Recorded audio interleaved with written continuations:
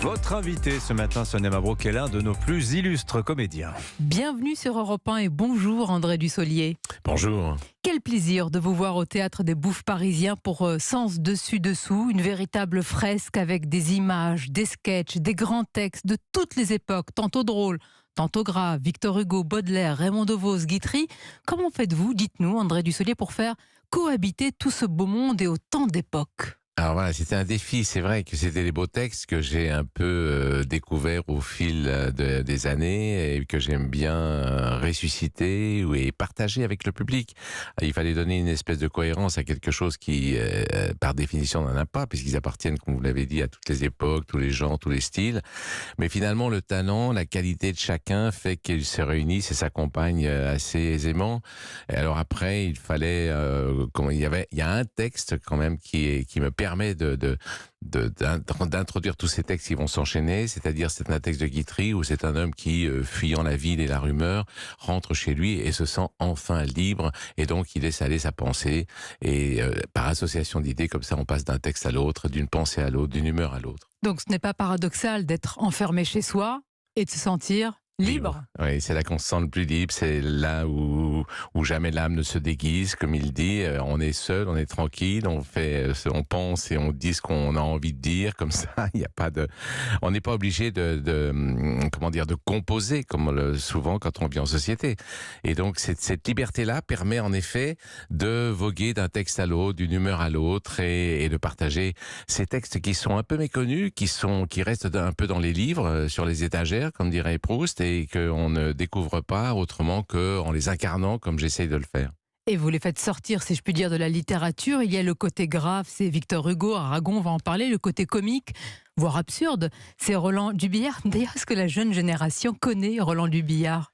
Eh bien, pas forcément, ils ne connaissent pas et ils le découvrent tout d'un coup. Roland Dubillard est un auteur qui est décédé il y a une dizaine d'années, qui est connu surtout pour les dialogues qu'il avait écrit pour la Maison de la Radio et qu'il a joué avec Claude Pieplu. Et puis, moi, j'ai joué avec lui il y a longtemps une pièce qui s'appelait Le Bain de Vapeur, mais c'est un auteur d'absurde, de drôle. Et les jeunes, quand ils l'écoutent, tout d'un coup, le découvrent et s'amusent vraiment. Il y a en particulier un sketch, par exemple, d'écrivain souterrain, qui est quelqu'un qui écrit pour la SNCF et qui est invité dans une émission littéraire très importante. Donc tout d'un coup, ce décalage-là, l'esprit, l'humour de Dubillard fonctionne beaucoup, oui. Et il y a aussi Devos, évidemment, à qui vous avez emprunté le titre, Sens dessus-dessous, vont convoquer aussi André Dussolier, Aragon, et le poème La guerre et ce qui s'ensuivit, poème très puissant. Et est-ce qu'il trouve un écho forcément avec l'actualité ? On y pense quand on rentre chez soi et qu'on allume la télévision. Bien sûr, c'est même un peu pour ça que je l'ai choisi, parce que en fait, c'est vrai, et je faisais allusion à Guitry, et Guitry a joué dans ce Théâtre des Bouffes parisiens le 2 juin 1917, une pièce légère, comme il les écrivait un peu, comme ils écrivaient ses pièces, ça s'appelait Un soir quand on est seul, et il a créé ça au moment où les plus grandes mutineries avaient lieu sur le front de la guerre 14-18, et c'est évidemment, on y pense, et j'avais envie que ce télescope, à la fois le texte de Guitry et puis le texte d'Aragon qui raconte magnifiquement et fortement et de façon très impressionnante la guerre de 14-18. Et c'est un peu évidemment ce qu'on vit là aujourd'hui, où la guerre est à 2 pas et où on vit à quelques kilomètres de façon plus tranquille, plus légère. Voilà, c'est cette espèce de juxtaposition de la violence et aussi de l'intime qui fait qu'il y a ces textes qui sont côte à côte. Oui. Il y a la géopolitique, il y a de la politique aussi, puisqu'il y a de nombreux moments dans le spectacle où il y a un lien qui se noue, qui se tricote. Par exemple, quand vous incarnez les différents présidents de la République, Giscard, Chirac, Sarkozy, oui, j'ai une déformation professionnelle, je viens à ce sujet, qui présente, mais c'est tellement juste, les vœux des Français. Et irrémédiablement, André Dussolier, il finit l'année en disant qu'elle a été dure et que la prochaine sera meilleure, et puis l'an prochain, bis repetita. C'est exactement oui, je m'étais aperçu en effet qu'à chaque fois qu'ils présentaient leurs vœux, tous les présidents disaient ça a été difficile, ça a été rude, mais l'année prochaine ce sera mieux, mais ça a été difficile, ça a été difficile. Évidemment, un comique de répétition que je ne pouvais pas rater. C'est seulement cette année que Emmanuel Macron n'a pas dit que c'était difficile, donc je ne sais pas si on l'a conseillé de ne pas employer ce mot-là, mais c'était vraiment drôle de voir. C'était ils étaient des bons auteurs malgré eux. Je ne sais pas si vous suivez l'actualité, mais ce qui est frappant dans cette pièce, c'est qu'il y a l'amour des grands mots. Il est vrai qu'on ne les retrouve pas énormément en ce moment. Il y a plutôt des insultes, donc ça fait du bien, justement. Ben oui, vous avez raison. En fait, moi, moi, j'ai toujours été marqué depuis très longtemps par les mots et le décalage. J'étais très jeune, j'avais 14 ans et déjà j'étais en Haute-Savoie et déjà j'avais un oncle qui me disait le fossé est en train de se créer entre l'élite et la périphérie, c'était à Chambéry. Et c'est vrai que c'est par les mots que les gens peuvent s'exprimer, dire les choses, communiquer, exprimer leurs idées. C'est un pouvoir considérable. Et donc c'est vrai que j'ai envie que les jeunes, voilà, qui ont leurs mots à eux, qui ont leurs expressions. Évidemment, la langue c'est vivant et ça change et ça évolue avec le temps. Mais c'est beau aussi d'entendre des auteurs qui la maîtrisent complètement et qui font entendre des choses magnifiques comme Le Crapaud, par exemple, de Victor Hugo ou d'autres poèmes. C'est beau de l'entendre, dites-vous, André Dussolier, mais est-ce que ces grands textes, ces grands poètes, l'amour des mots, est-ce que nos oreilles aujourd'hui sont encore habituées à cette beauté du langage, à cette musique du bonne langage? question. Alors, et vraiment, je suis en contact avec des jeunes qui sont dans des endroits un peu défavorisés et je me faisais cette réflexion que vous faites. C'est-à-dire, je me dis, c'est vrai qu'on est tellement peu habitué maintenant à la manière dont ces grands auteurs, ces grands poètes écrivent. Je me dis, mais est-ce que l'esprit est encore, mais j'ai envie d'espérer que oui, j'ai envie de dire des poèmes. On faisait allusion tout à l'heure, je crois, au micro, aux mots de Victor Hugo, qui est sur la rumeur. C'est évident que c'est tellement moderne et pourtant ça a été écrit en 1858. Quand j'ai eu l'occasion de le dire un jour en parlant d'un film, tout d'un coup les réactions étaient multiples, et y compris chez les jeunes. Donc je pense en effet que le pont est facile à faire, il suffit simplement d'être les interprètes de ces grands auteurs. Quelle modernité d'ailleurs, quelle actualité pour ce poème intemporel sur un sujet éternel, la rumeur. Victor Hugo avec cette phrase « Jeunes gens, prenez garde aux choses que vous dites, tout peut sortir d'un mot qu'en passant vous perdit, tout, la haine et le deuil ». Et ne m'objectez pas que vos amis sont sûrs ou que vous parlez pas. Écoutez bien ceci. Tête à tête, en pantoufles, porte close, chez vous, sans un témoin qui souffle, vous dites à l'oreille au plus mystérieux de vos amis de cœur. Ou si vous aimez mieux, vous murmurez tout seul, croyant presque vous taire dans le fond d'une cave à 30 pieds sous terre, un mot désagréable à quelque individu. Ce mot que vous croyez qu'on n'a pas entendu, que vous disiez si bas dans un lieu sourd et sombre, court, à peine lâché, part, bondit, sort de l'entonné, il est dehors. Il connaît son chemin, il marche, il a 2 pieds, un bâton à la main, de bons souliers ferrés, un passeport en règle, au besoin, il prendrait des ailes comme l'aigle, il vous échappe, il fuit, rien ne l'arrêtera, il suit les quais, franchit la place, etc. Passe l'eau sans bateau dans la saison des crues, et va tout à travers un dédale de rue, droit chez le citoyen dont vous avez parlé, c'est le numéro, l'étage, il a la clé. Il monte l'escalier, ouvre la porte, passe, entre, arrive, et railleur regardant l'homme en face, dit, me voilà, je sors de la bouche d'un tel. Et c'est fait. Vous avez un ennemi mortel. Excusez-moi, Sonia, vous m'avez lancé, alors je ne pouvais pas faire autrement que de continuer. Quelle modernité. Bah oui, voilà, c'est très vivant, c'est très moderne. C'était un poème qui a été enseigné par un grand professeur du conservatoire, à Gérard Philippe, à toute une génération comme ça, donc ça vient de loin. Mais c'est comme ça qu'on a découvert et de génération en génération, on se le passe.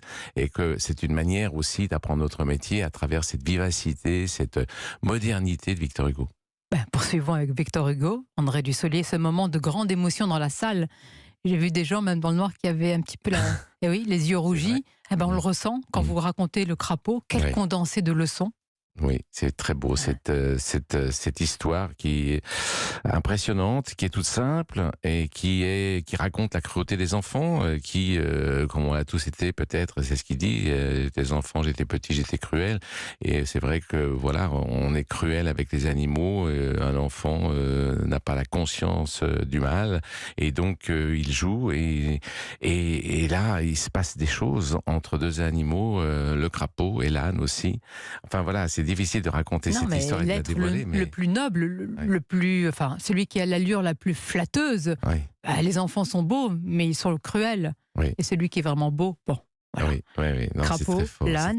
Parmi tous ces grands auteurs, André Dussolier, qui auriez-vous aimé rencontrer si on allait là, si on avait une machine et qu'on pouvait aller dans leur époque, ou s'ils venaient dans la nôtre? Ce serait peut-être plus simple. Écoutez, j'ai relu par exemple à la faveur un peu de ce qui se passe dans les assemblées, à l'Assemblée nationale en ce moment, je me disais mais comment on parlait à l'époque de Victor Hugo par exemple, qui avait fait des grands discours sur la paix, ou bien même de Clémenceau que j'ai eu l'occasion de jouer dans un film, et donc ça s'invectivait, c'était fort, c'était violent, mais il y avait quand même une hauteur de vue, de pensée, d'arguments surtout, et de langage évidemment qui allait avec, qui était autrement plus élevé qu'aujourd'hui. Donc on a envie que de dire que les gens, les hommes politiques sont responsables et que c'est leur crédit aussi qui est en jeu, parce que les électeurs qu'ils ont choisis ou qui peuvent encore leur faire confiance, ils vont être sensibles à la manière dont ils se comportent au sein de l'Assemblée, c'est-à-dire l'endroit où ils nous représentent.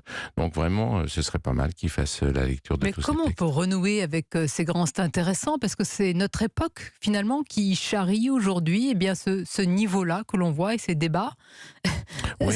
Est-ce qu'on mérite ce niveau du débat politique? Non, il faut pas justement. On est dans la conscience d'un homme politique devrait toujours un petit peu prendre de la hauteur et dépasser un peu et ne pas être dans le langage de Chartier ou de la rue. Il faut au contraire. Je pense que plus les arguments seront élevés et forts, plus ils vous obligeront à emprunter un langage juste, précis et élevé aussi. Tandis que si on s'invective avec facilité dans la passion et dans l'agression, ça va pas aller très loin et ça va pas nous faire grandir tous. Bon, alors restons dans ce qui nous fait grandir. C'est votre bibliothèque idéale qu'on a découvert aussi, qu'on connaît depuis très longtemps, André Dussolier. Mais est-ce qu'à travers ces auteurs, c'est vraiment, c'est la quintessence de ce que vous aimez? C'est en tout cas une manière de se raconter, c'est vrai, à travers certains thèmes, à travers certains auteurs aussi. Il y en a d'autres que j'ai dû laisser de côté, il y en a beaucoup même, et quelquefois... Des regrets, non? Non, pas de regret, parce qu'il faut quand même que le spectacle, s'enchaîne de façon harmonieuse. Et donc, il y a des textes que j'ai dû laisser de côté. Je pense à des auteurs comme Jean Dardieu ou d'autres. Oui.